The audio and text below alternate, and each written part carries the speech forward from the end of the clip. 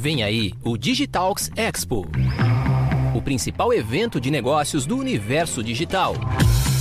Serão 9.000 executivos e líderes reunidos para se conectar e debater a economia digital e o futuro dos negócios. Dias 23 e 24 de agosto, no São Paulo Expo. Últimos ingressos disponíveis em digitalks.com.br/expo.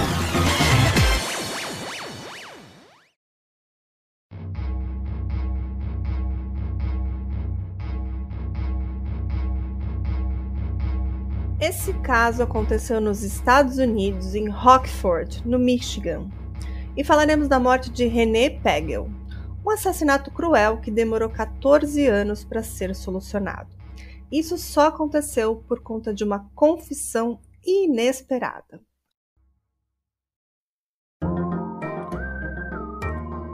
Olá, ouvintes do Drinkzinho, tudo bom com vocês? Para quem não me conhece ainda, o meu nome é Carla Moraes.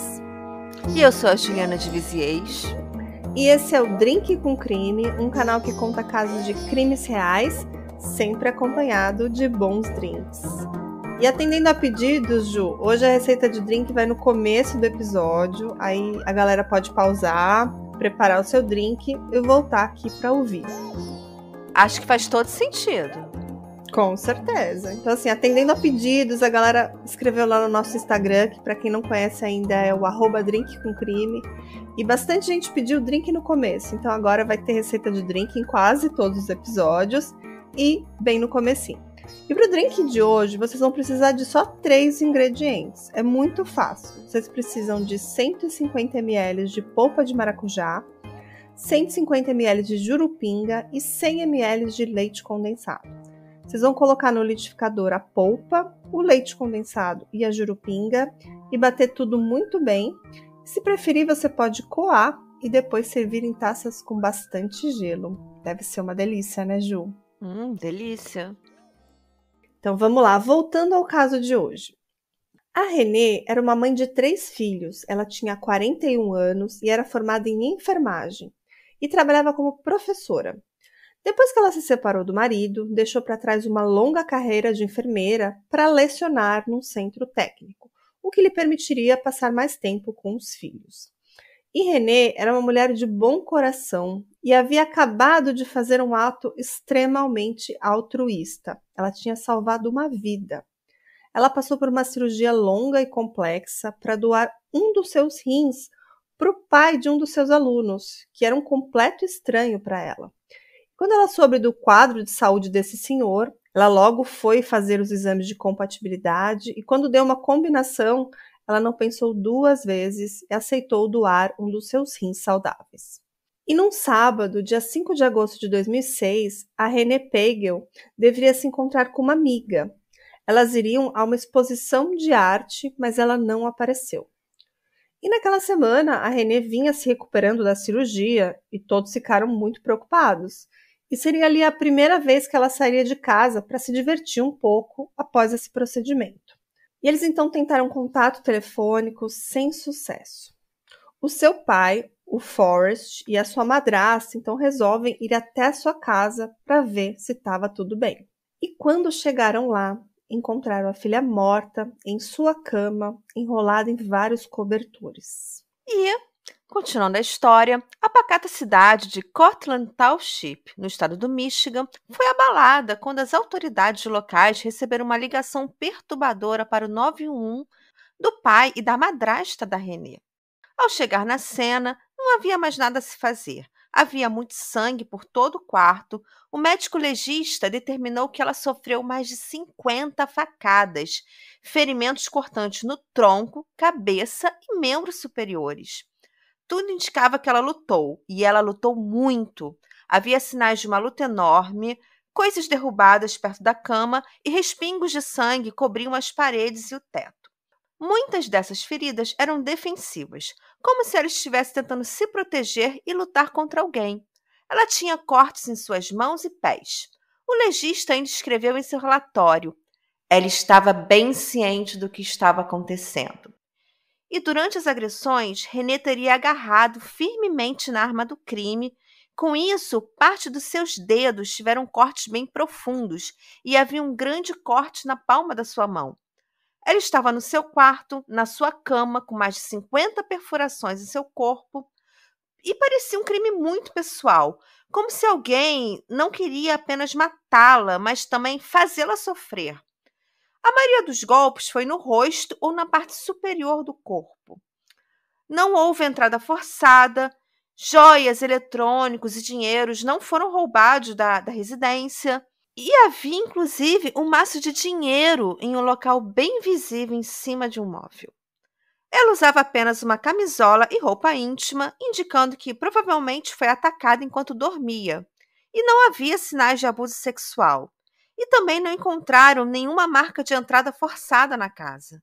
O tenente Johnson, então detetive e um dos primeiros investigadores a chegar, descreveu a cena como a mais brutal que presenciou na época e desde então.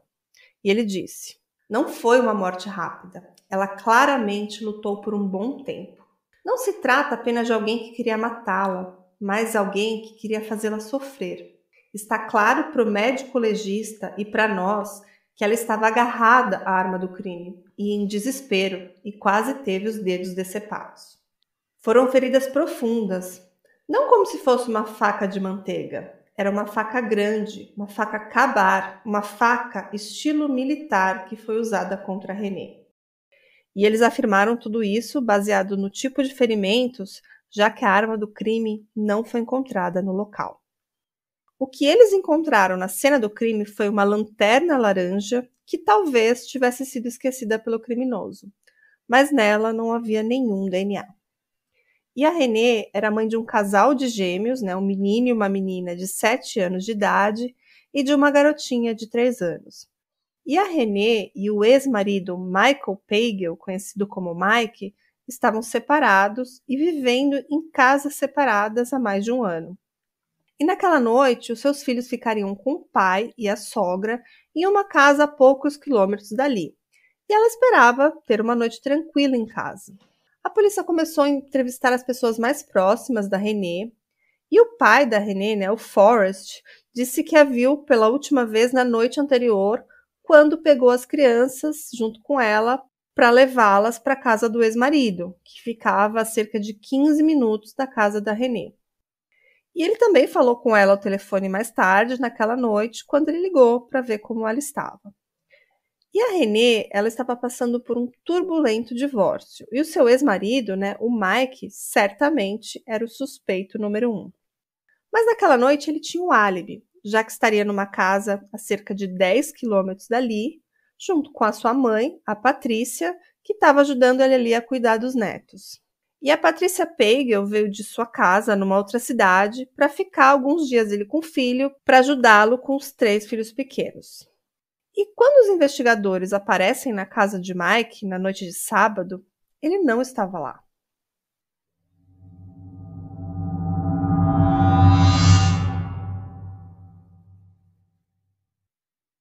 A Patrícia Pagel disse que seu filho estava numa reunião dos Alcoólicos Anônimos naquele momento, o que realmente foi confirmado. Mas os investigadores aproveitaram que ela estava lá para questioná-la sobre o que tinha acontecido na noite anterior, onde ele estava e tudo mais. E ela prontamente respondeu que ele estava em casa com ela, cuidando das crianças. Numa entrevista, o tenente disse assim: "Perguntamos a ela, você sabe se algo incomum aconteceu ontem à noite?"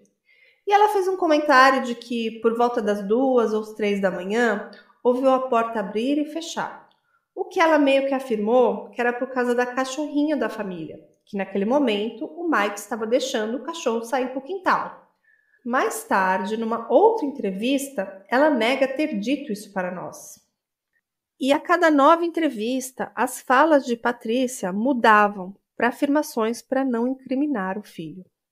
Durante anos, o advogado de defesa de Mike Pagel, Frank Stanley, disse que seu cliente tinha um álibi sólido. E 6 meses após o assassinato, Patrícia foi questionada novamente. "Então você está dizendo hoje que não se lembra de dizer a eles que ouviu o portão abrir e fechar?" E nesse novo depoimento, dado em 21 de fevereiro de 2007, Patrícia Pagel insistiu que foi ela quem se levantou às 3h30 da manhã, da madrugada, para deixar o cachorro sair. Ela também disse que na noite do assassinato de René Pagel, 2 das 3 crianças estavam acordadas à 1h da manhã, o que contradiz o depoimento do seu filho de que as crianças foram para a cama por volta de 9h30 daquela sexta-feira à noite. Patrícia Pagel disse em seu depoimento que ouviu Mike Pagel acalmando as crianças por volta da 1h da manhã, mas que depois disso ele teria dormido a noite toda no sofá da sala. A mãe dele ainda afirmou que dormia em seu quarto quando uma hora levantou e o viu no sofá. Nesse depoimento, Patrícia Pagel comentou que o assassinato da nora era um mistério que um dia seria descoberto. Bom, agora vamos voltar um pouco no tempo, né, para antes do crime. O Mike, ele não era um bom marido, mas parecia ser um bom pai. Ele cuidava bem das crianças e era bem amoroso com elas. Apesar de, às vezes, ele ter umas atitudes meio absurdas ali na presença da mãe, né, na presença da Renée.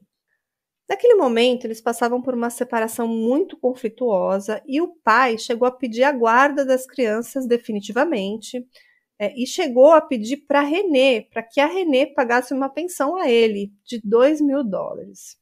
E após muitas discussões, ficou acordado que a guarda ficaria com os dois.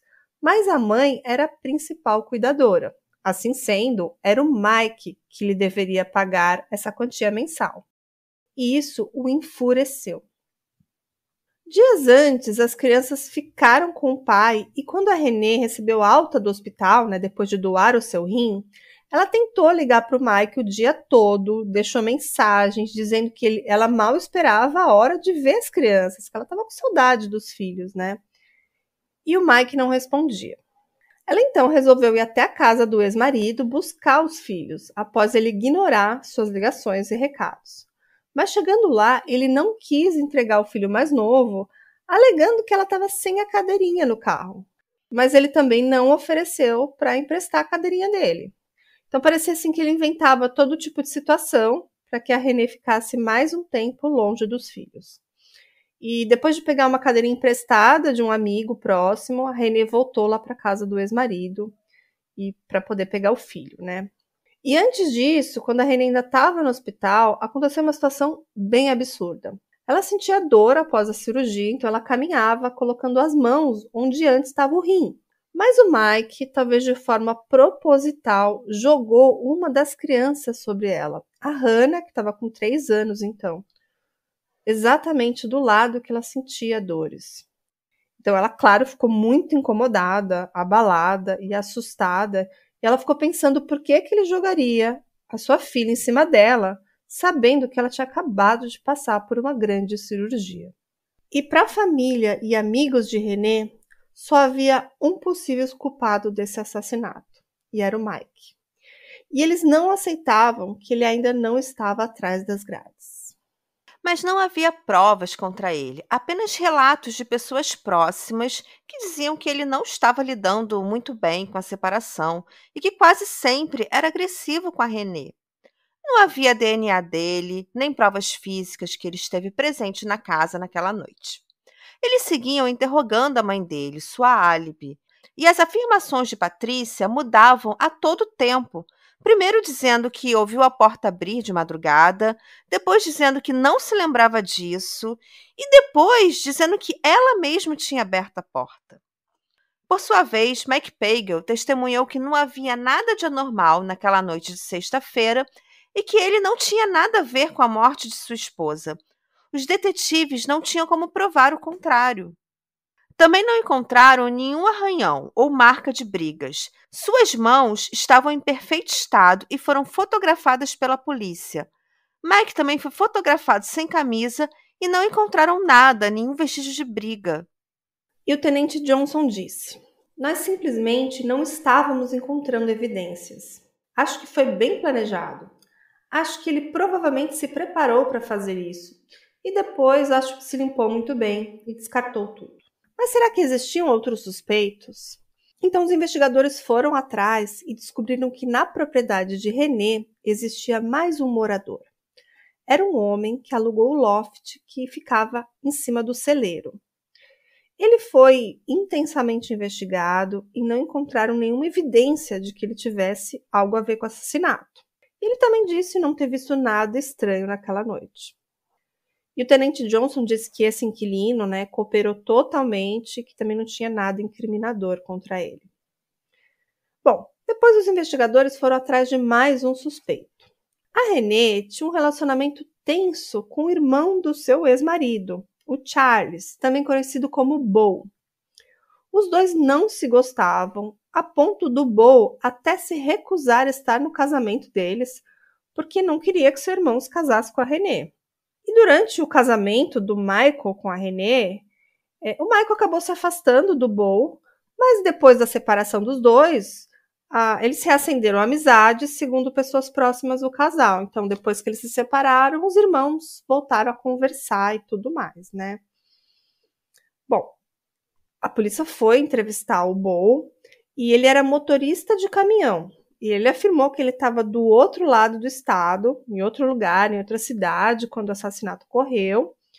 E ele disse que chegou em casa depois de fazer o trajeto só na noite seguinte e depois saiu para jantar com amigos antes de encerrar a noite.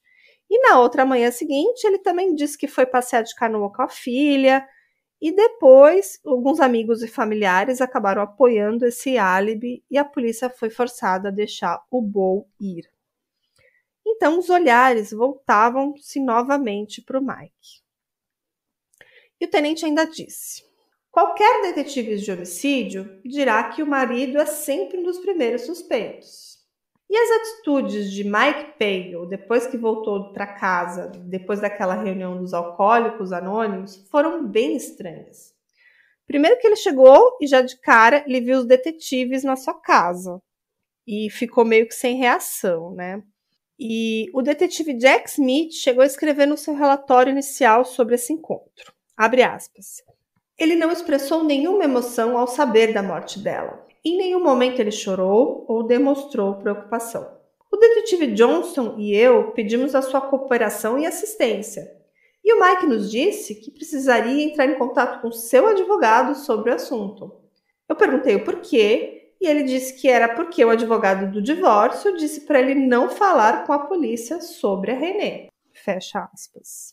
Os detetives investigaram por um ano inteiro após o assassinato e mesmo quando o caso esfriou, eles voltaram regularmente para toda aquela papelada para tentar novamente. E os anos foram se passando. Enquanto isso, Mike seguia cuidando das crianças, que sentiam falta da sua mãe e não imaginavam que o pai era o principal suspeito. Certa vez, uma das filhas de Renée, a Sarah, que tinha 7 anos na época do assassinato, deu uma entrevista dizendo que o pai sempre foi amoroso e carinhoso. Ela já estava adulta quando deu essa entrevista e disse que ele era a pessoa que ela mais confiava na vida, mas que quando ela tinha uns 14 anos, começou a perceber que a morte da sua mãe, de forma tão violenta, não parecia um crime qualquer. E mesmo não querendo acreditar que seu pai seria capaz disso, via as campanhas na internet dizendo que o seu pai era o culpado. Por muitos anos, os amigos de Renée Pagel também garantiram que ninguém esqueceria o caso de Renée, sempre exaltando suas qualidades como uma mulher muito corajosa e bondosa. Foram criadas páginas na internet como a whokilledrenée.com e nesses canais, Chris Kendall, amiga próxima da Renée Pagel, pressionou por anos pela prisão de Mike Pagel. Sua amiga escreveu: ela era como uma luz brilhante, querendo servir as pessoas. Ela deu uma parte de si para um homem que ela nem conhecia. O tempo todo ela fazia o bem e ela estava passando por esse divórcio horrível. E ela sabia. Ela me disse todos os dias daquela última semana da vida que tinha medo que ele fosse matá-la. Vem aí o Digitalks Expo, o principal evento de negócios do universo digital. Serão 9.000 executivos e líderes reunidos para se conectar e debater a economia digital e o futuro dos negócios. Dias 23 e 24 de agosto, no São Paulo Expo. Últimos ingressos disponíveis em digitalks.com.br/expo. Kendall disse que sua amiga também estava muito preocupada que Michael Pagel, de alguma forma, durante aquele período em que a Renée estava no hospital se recuperando da cirurgia, que o Mike Pagel envenenasse, colocando alguma substância tóxica, algum medicamento dentro da solução intravenosa que ela recebia no hospital. E que todas as vezes que ele apareceu lá no hospital, ela ficou muito tensa e que era um alívio para ela voltar para casa. Ela se sentia mais segura em casa. Bom, e apesar do medo, tudo indica que naquela noite sozinha em casa, a Renée Pagel se sentiu mais segura e não trancou as portas. Talvez por acreditar que o Mike ficaria com seus filhos e nenhum mal faria a ela. E os investigadores se perguntaram por que ela deixaria a porta aberta, né? Se ela se sentia tão segura assim em casa, até porque, como a gente já falou, havia um inquilino morando no imóvel. Ou será que alguém teria uma cópia da chave, já que foi provado que não houve entrada forçada? E em 2017, o tenente Johnson saiu do caso e o tenente Bill Marks assumiu o homicídio da Renée. Mas em 2018, o tenente Johnson volta a colaborar com o caso e, junto com esse detetive, o Bill Marks e demais investigadores resolvem apresentar o assassinato a um comitê de homicídios de Cold Case, que é um painel criado pela Associação de Procuradores do Michigan e é composto por promotores distritais e investigadores de todo o estado que se reúnem anualmente ali para analisar casos esquecidos e fazer, assim, sugestões.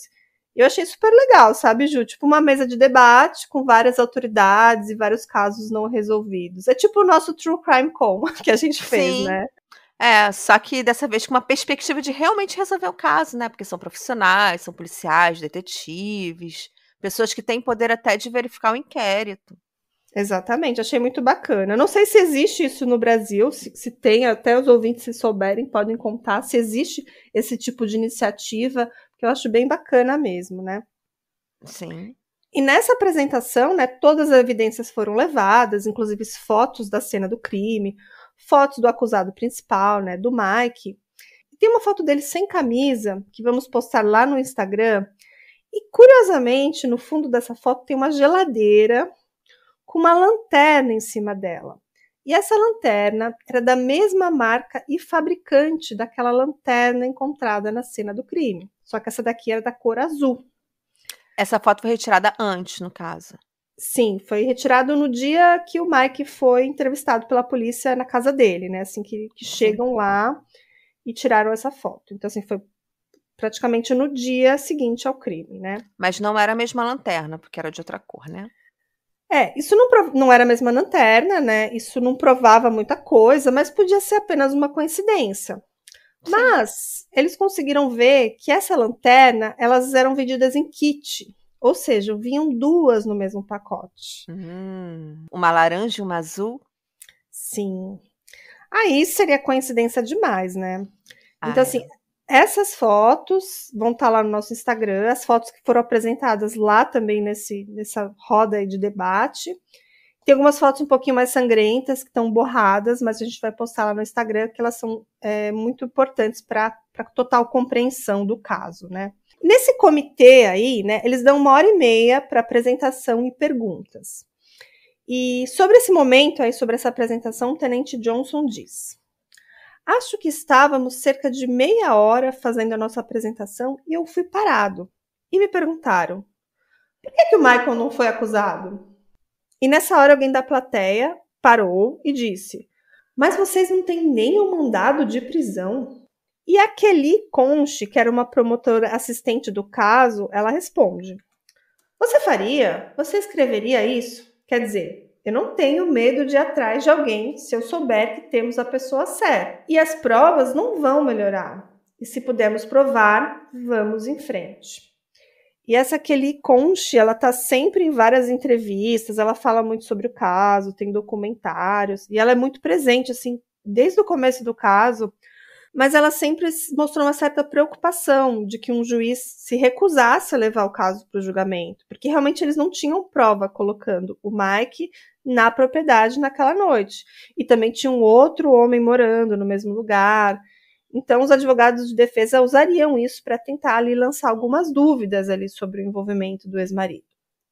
Mas o comitê do caso, no entanto, estava convencido de que o caso era sólido, porque eles tinham motivação, e a cena também apontava para o ex-marido, porque achavam que seu álibi era muito fraco. E essa experiência de debater o caso e a insistência das pessoas ali presentes no painel ajudou a levar os investigadores a iniciar outra rodada de entrevistas. E no início de 2020, 13 anos após o crime, Kelly Conch, a promotora, estava mais uma vez emitindo intimações investigativas e interrogando testemunhas sob juramento no Tribunal do Condado de Kent. E uma dessas testemunhas foi o irmão de Mike, Charles Pagel, que atende pelo apelido de Bo, e já falamos dele. E Bo era um cara que não gostava muito da Renee, tanto que ele se recusou a ir no casamento dos dois e evitava contato, e era conhecido como o irmão que Mike não tinha nenhuma amizade quando ainda eram casados. Embora todo mundo soubesse que os dois tinham um relacionamento conturbado, o seu testemunho poderia ser importante, e ele foi chamado em meados de janeiro de 2020. O sargento, o detetive Bill Marks, ele disse: Bo é um irmão de sangue, então se eles se gostam um do outro ou não gostam do outro, ainda há uma conexão familiar lá. Então parecia que em seu depoimento houve alguma hesitação. Parecia que ele não queria falar algo que sabia porque era seu irmão. E parecia que o Bo estava se segurando durante o seu depoimento inicial. Então, nos bastidores, a promotora Kelly Conch, ela usou o seu poder de persuasão. Ela falou assim, olha, a gente acabou por hoje, mas quando você sair daqui, se quiser falar alguma coisa, vamos te dar um período de carência, depois você procura a gente. E não demorou muito para que o advogado do Bo ligasse para os promotores e dissesse que o seu cliente queria esclarecer algumas coisas. Em 3 de fevereiro de 2020, o Bo assumiu a posição de testemunha mais uma vez e fez uma revelação. Meu irmão disse que matou o René. O Bo disse que os irmãos estavam dirigindo em agosto de 2011, perto da sua cidade natal, que é Saginaw. Eles estavam procurando veados enquanto Mike bebia cerveja. E eles tinham parado sobre uma ponte sobre o riacho Birch Run e estavam conversando sobre o recente casamento da enteada do Bo, quando o assunto divórcio ali veio à tona, ali veio para a conversa. E naquele momento, Mike teve uma atitude bem estranha. Ele virou para o irmão e falou como ele tinha finalizado o seu divórcio. Então lhe mostrou a faca. O Bo testemunhou que depois disso, o irmão descartou a arma do crime ali, naquele rio. Em seu testemunho, o Bo falou que provavelmente essa faca esteve por anos escondida na propriedade da mãe, mas que agora ele havia enrolado numa bolsa preta e jogado ali no rio. Enquanto Mike jogava a arma, descartava ela, falava que foi até a casa da Renee naquela noite confrontar ela e que ele a matou porque ela não lhe daria o que ele queria. E o Mike ainda falou que escondeu muito bem em buracos todas as provas contra ele, que a polícia jamais encontraria. Mike disse ao irmão: eu a fudi, e se você contar a alguém, eu vou fuder você também. Segundo ele, a confissão na ponte aconteceu em agosto de 2011, 5 anos após o assassinato. Testemunhas disseram que Mike Pagel estava irritado com um acordo de divórcio, porque achava que deveria ter conseguido a casa, os filhos e o apoio financeiro de Renee Pagel. Na época, ela, a Renee, trabalhava em vários empregos para sustentar a família, enquanto o Michael trabalhava meio período e se considerava o principal cuidador das crianças. Mas o juiz concedeu a Renee Pagel a custódia das crianças da casa e ordenou que Mike Pagel pagasse a pensão alimentícia. Bom, agora voltando lá para aquela confissão. Parece que o Bo estava se preparando há tempos para fazer essa declaração. Porque no dia 18 de novembro de 2019, uma dica surgiu no Facebook. A amiga da Renée, a Chris Kendall, que gerencia a página sobre o caso, ela recebeu um pedido de amizade surpreendente e descobriu que era o Bo, o irmão do Michael, que queria falar com ela. A Chris disse à polícia e eles providenciaram para que a conversa fosse gravada, que aquela ligação fosse gravada. E o que Bo revelou durante o telefonema a chocou. O Bo disse que o Mike estava perdendo a cabeça e o Bo estava com medo de se tornar a próxima vítima do irmão. Embora ele não mencionasse nessa conversa o nome da primeira vítima do Mike, acho que não era difícil de adivinhar, Era a Renée. No banco das testemunhas, Bo Pagel se esforçou para explicar o porquê não havia se esclarecido quando prestou o depoimento em meados de janeiro de 2020. Eu realmente não sei o porquê. Eu simplesmente não consegui contar tudo. Alguma coisa não me deixava falar. Então lhe perguntaram por que tinham finalmente decidido se apresentar. E Bo disse: a verdade só precisava vir à tona e nossa família precisava continuar. Não consigo mais conviver com isso. Eu simplesmente não consigo. Quando eu vejo como isso está afetando minha irmã, é demais. Tenho que falar. Foi o que aconteceu. Eu só quero que acabe. Eu só quero que acabe. Bo Pagel disse que havia compartilhado a confissão de seu irmão na ponte com sua mãe, Patricia Pagel, logo após o ocorrido. Eu contei a ela o que tinha me dito. Eu disse a ela e ela disse: só não faça nada agora. Espere até depois que eu for embora. Ela parecia surpresa, perguntaram a ele, e ele respondeu que não. Patricia Pagel morreu em setembro de 2019. Meses depois, no início de 2020, os promotores chamaram Bo para a nova rodada de intimações investigativas, e ele compartilhou com ele a confissão de seu irmão. E a promotora Kelly Conche disse: quando ele finalmente contou, ele não estava ansioso para fazê-lo. Acho que é por isso que sou tão verdadeiro. E eu acho que a razão pela qual ele finalmente contou é porque ele tem uma mulher em sua vida, que é importante para ele. Ele está planejando se aposentar e viver sua vida de casado. E se ele mentisse dessa vez e pudéssemos provar, ele iria para a prisão por mentir. E ele simplesmente não estava disposto a fazer isso. E a investigadora diz que o Bo demonstrou se preocupar profundamente com os filhos da Renée e ele saber o que aconteceu com a mãe deles provavelmente pesou em sua mente. A única declaração que as autoridades lutaram para acreditar foi a alegação de que o Bo nunca suspeitou do seu irmão como assassino. E ele disse que a confissão para ele foi uma grande surpresa. Ele falou assim: eu fiquei chocado e louco. E todo mundo que eu conhecia acreditava que o Mike era inocente. E também no tribunal, no dia que o Bo relatou a sua confissão, a confissão do Mike, estava o sargento Bill Marks. E ele falou que tudo parecia bom demais para ser verdade. Ele falou assim: houve uma dose de ceticismo. Tudo isso, depois de anos e anos, a história simplesmente soou suspeita. Não quero dizer que foi inventada, porque isso não é justo, mas soou quase difícil de acreditar. É verdade? Se é verdade, como vamos encontrá-la? E no caso, ele se referia à faca. A faca que o irmão jogou no riacho. Então os investigadores consideraram fazer uma escavação no leito do riacho, mas acharam que era uma coisa muito cara. E também achavam que mandar, por exemplo, mergulhadores ali para um rio que era super escuro, cheio de lodo, tinha muito detritos, eles achavam muito perigoso. E no final, o sargento ele criou uma engenhoca que arrastava ali no leito do riacho com um ímã super forte na ponta.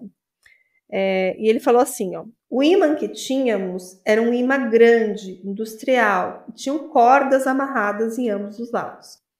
E durante 3 dias eles trabalharam ali incessantemente tentando pescar aquela faca com esse dispositivo improvisado, mas eles nem mesmo sabiam se aquela faca ia grudar, porque ela poderia ser, por exemplo, de aço inoxidável. E aí ele falou o seguinte: Foi no terceiro dia e ficamos um pouco desapontados, para ser honesto. Puxamos do leito do riacho tudo, desde peças de carro a projéteis de espingarda, todo tipo de bugiganga. Eu estava mais do que confiante de que, se tivesse no fundo daquele rio, iríamos encontrar.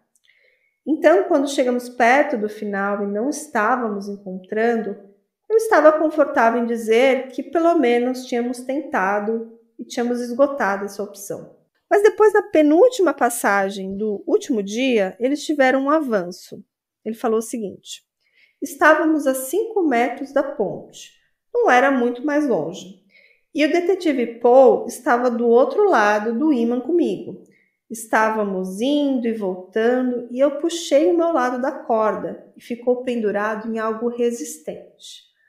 Ao puxá-lo para trás, ele o levantou e lá estava. Era uma grande faca preta, presa ao ímã. E foi um momento emocionante. Então a faca veio presa a diversos outros materiais, lixos descartados no rio, e era exatamente como Boa descreveu. E a faca estava lá há anos, e a empresa que fabricou a faca confirmou mais tarde que ela foi realmente produzida no ano que a Renée foi assassinada ou antes. E o comprimento da lâmina e a ponta, que era bem incomum, combinavam exatamente com o que o médico legista, no ano de 2006, disse que era a faca que eles deveriam procurar como a arma do crime. O investigador depois afirmou: a lâmina tem 9 centímetros de comprimento, mesmo comprimento que o médico disse que deveríamos procurar, mesmo comprimento que causou essas lesões na Renée. Tinha o tipo de marca que é muito incomum, que combina com as lesões do corpo e do crânio da Renée.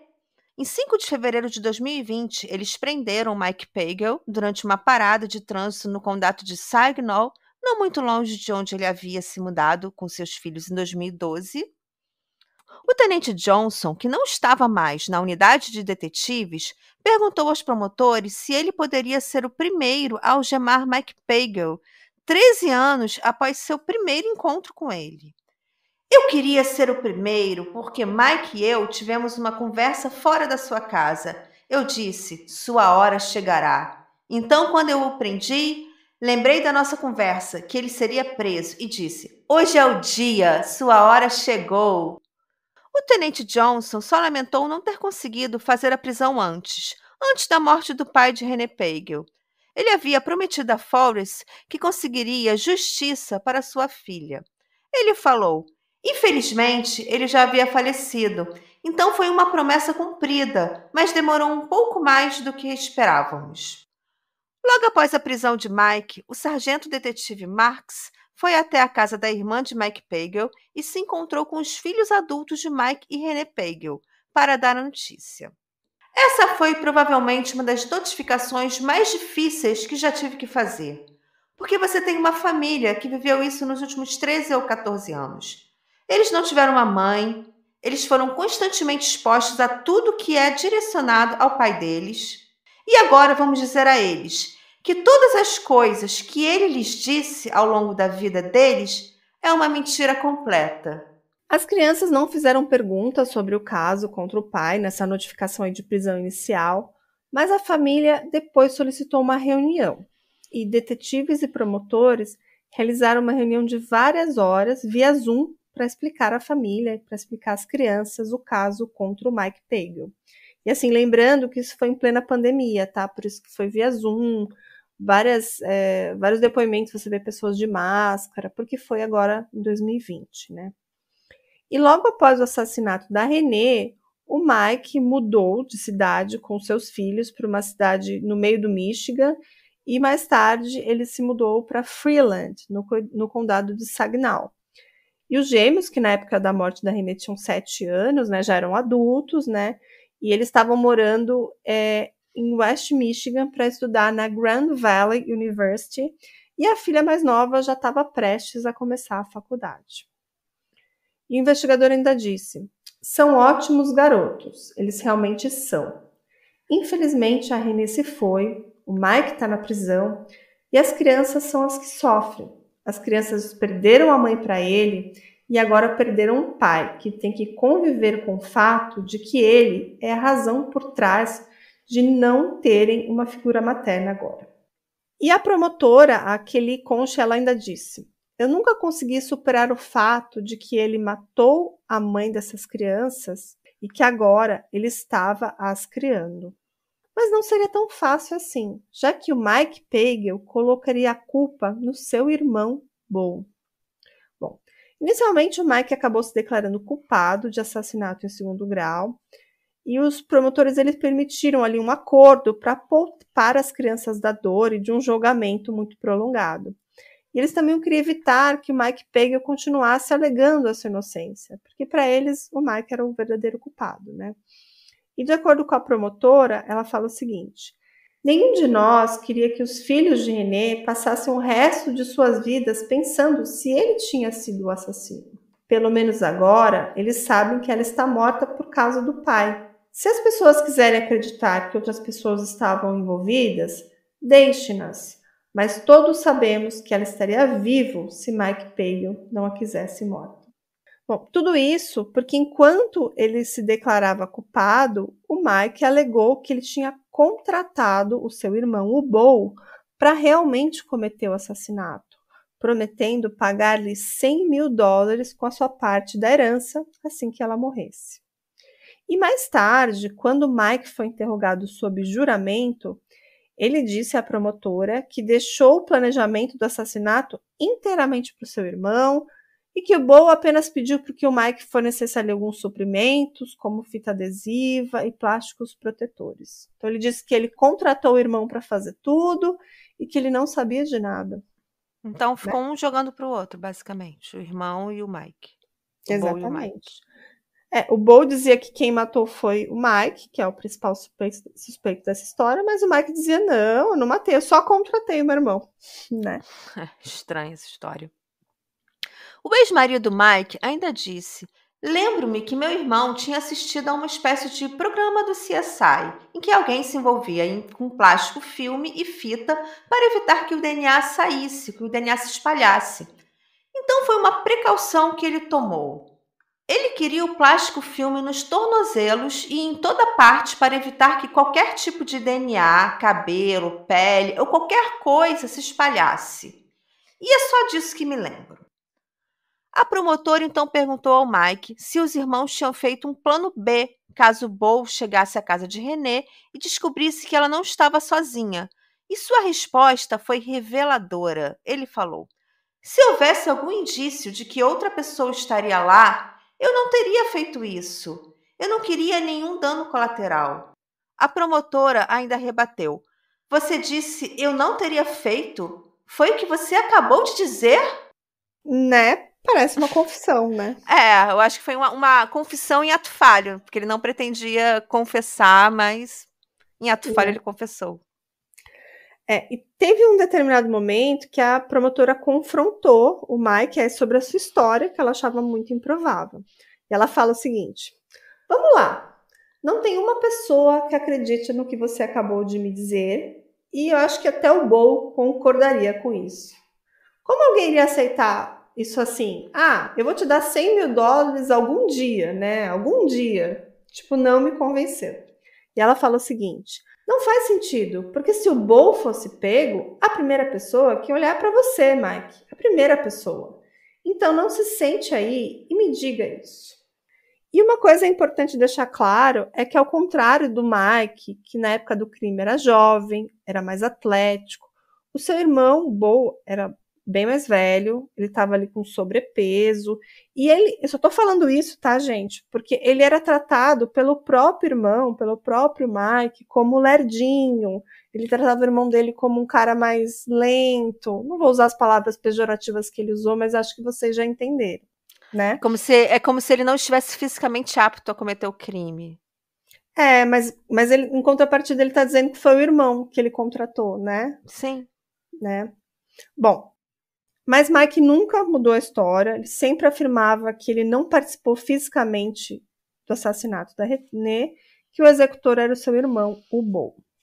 Os detetives, no entanto, disseram que não encontraram nenhuma evidência para apoiar essa alegação, nenhum registro telefônico, nenhum depoimento de testemunhas e nada que colocasse o Bo em qualquer lugar perto do condado de Kent, onde aconteceu o crime na noite do assassinato. Então a promotora fala: cada alegação de Mike feita sobre seu irmão acabou sendo uma mentira que podemos provar. Passamos semanas, fizemos novas investigações, tentamos encontrar registros, tentamos encontrar testemunhas. E teve até um casal que o Mike nos levou ali para conversar, como se fosse um álibi. E eles falaram tudo o contrário que o Mike Pagel disse. Então os álibis não batiam. E os investigadores também observaram que após o assassinato da Renée, foi o Bo quem ajudou o Mike financeiramente. Muitas vezes cobrindo as despesas para ele, como pagando as mensalidades escolares dos filhos. Então, assim, ela fala até no depoimento, se isso é um plano de assassinato por um preço, né, tipo que o Bo estaria recebendo dinheiro, por que o assassino está pagando você, né, questionou o Mike. E o promotor assistente, o Daniel Hamer, também observou que era um álibi muito fraco do Mike para o momento do assassinato, né? Porque ele dizia que estava na casa da mãe dele, que tinha contratado o irmão para matar, que ele não sabia de nada. E aí ele contestou ele dizendo assim: por que você contrataria alguém para assassinar outra pessoa? Para você ter um álibi. Então, você pode ser, por exemplo, gravado num vídeo, numa loja de conveniência ou numa montanha russa na Disney. E o Mike não tinha isso. O Mike nunca teve isso. A não ser essa história em constante mudança sobre estar na casa com a sua mãe enquanto outra pessoa cometia o crime, enquanto o irmão dele cometia o crime. Então, assim, ele nunca teria benefício em contratar alguém para matar, né? Então, isso nunca fez sentido para nós. Ele está dizendo assim, se ele disse que ele contratou o irmão para cometer o crime no lugar dele, onde ele estaria? Ele teria que estar num lugar para ele ter um álibi. Tipo, vou ficar aqui num restaurante jantando, todo mundo vai me ver jantando, então vão provar que não sou eu. E ele não tinha. Exatamente, ele não tinha, né? Faz sentido. Em 5 de outubro de 2020, postaram na página do Facebook em memória de Renée. Pedindo oração hoje e nos dias que virão, Mike Pagel está programado para ser sentenciado hoje pelo assassinato de Renée. Mantenha Sarah, Joel e Hannah em pensamento. Olhe para aqueles rostos preciosos. A mãe deles os amava muito e foram criados pelo homem que a matou. Eles são todos jovens adultos agora. Grato por este pouco de justiça terrena, mas, sinceramente, não há vencedores aqui. Em outubro de 2020, o juiz George J. Quist, do Tribunal do Condado de Kent, condenou Mike Pagel a 25 a 50 anos de prisão, o que significa que ele não seria elegível para liberdade condicional até completar 80 anos. Dada a chance de falar durante o processo, Mike culpou o estresse da batalha de divórcio e custódia por suas ações, dizendo que não estava em sã consciência. Ele pediu perdão à esposa e aos filhos, à família e aos amigos ao citar o Evangelho de Mateus. Antes de pedir perdão a Deus, peça perdão àqueles que ofendeu. Lamento muito. Pequei muito. Michael continuou dizendo às crianças que sua mãe as amava muito e ficaria orgulhosa de ver quem elas se tornaram. Os 3 filhos adultos sentaram-se na sala do tribunal durante a sentença, enquanto o juiz lia uma carta que uma das meninas, dos gêmeos, né, a Sarah, havia enviado ao tribunal. E ela diz assim: desde pequena, o caso da morte da minha mãe, Renée, tem sido fonte de uma dor indescritível. Faltava a minha relação com uma mãe, a que toda criança tem direito.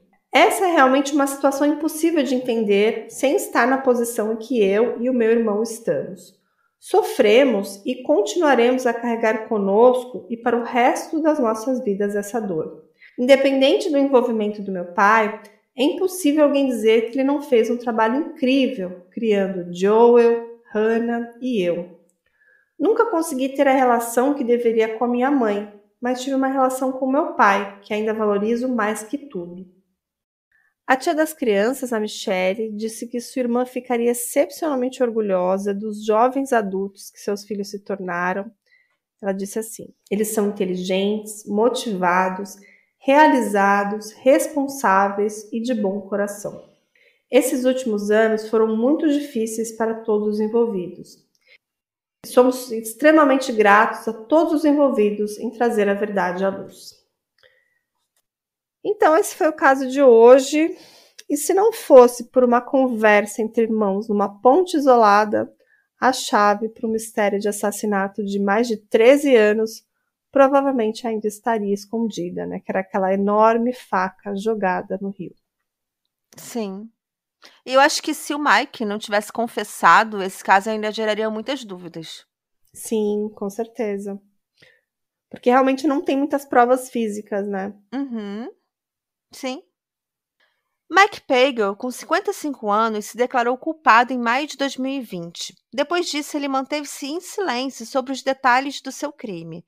Não deu nenhuma entrevista e segue encarcerado, apesar de receber visita dos filhos.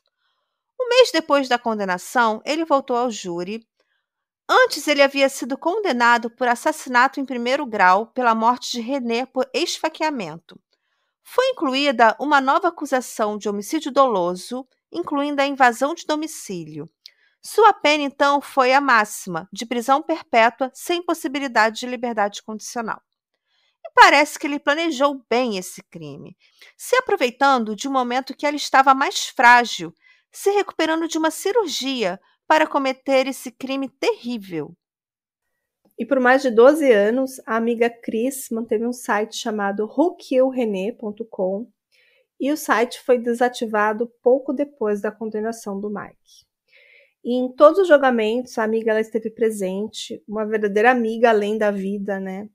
E nesse último julgamento, ela viu novamente o Mike frente a frente e ela declarou: eu consigo ver o mal, a verdadeira maldade que emana daquele homem. E esse foi o triste caso da morte de René, uma mulher super do bem, né, Ju? Ela parecia ser uma super mãe, assim. Tem várias fotos dela com as crianças. Trabalhava na área de saúde e fez, gente, doou um próprio rim para um desconhecido, uma mulher super bacana. E por causa de uma disputa de divórcio, o cara agiu de uma forma totalmente, assim, cruel.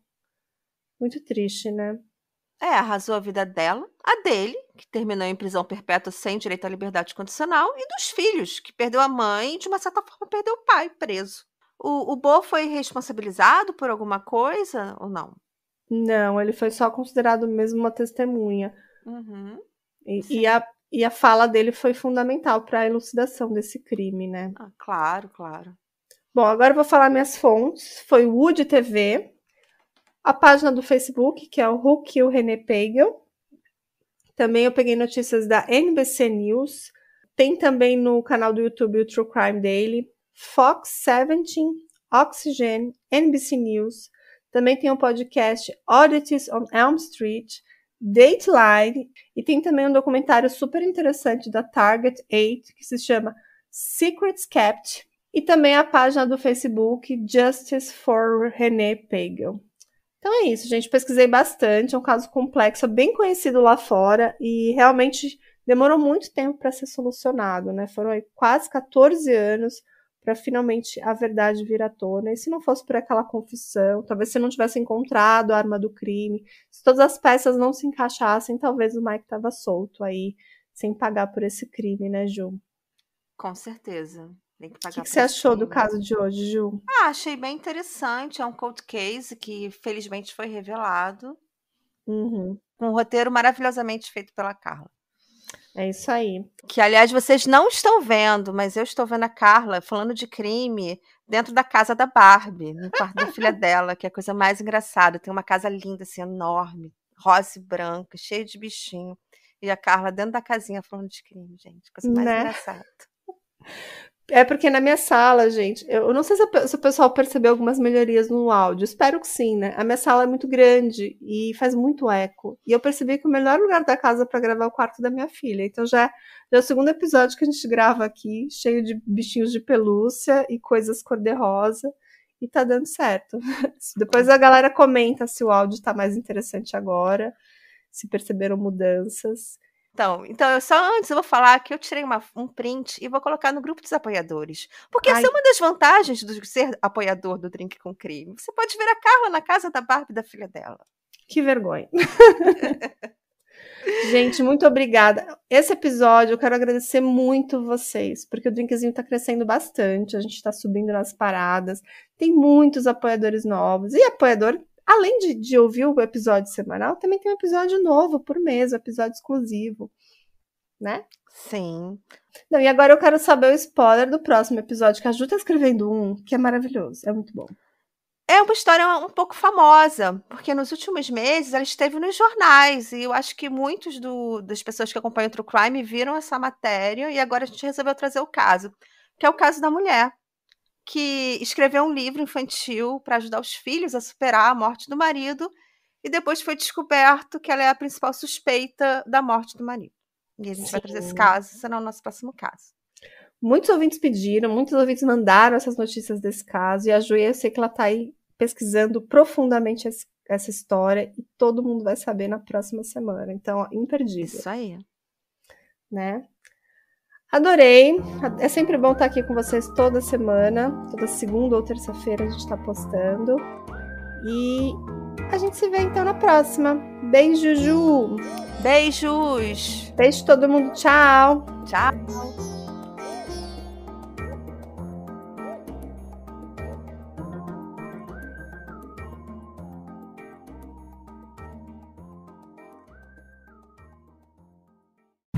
Vem aí o Digitalks Expo, o principal evento de negócios do universo digital. Serão 9.000 executivos e líderes reunidos para se conectar e debater a economia digital e o futuro dos negócios. Dias 23 e 24 de agosto, no São Paulo Expo.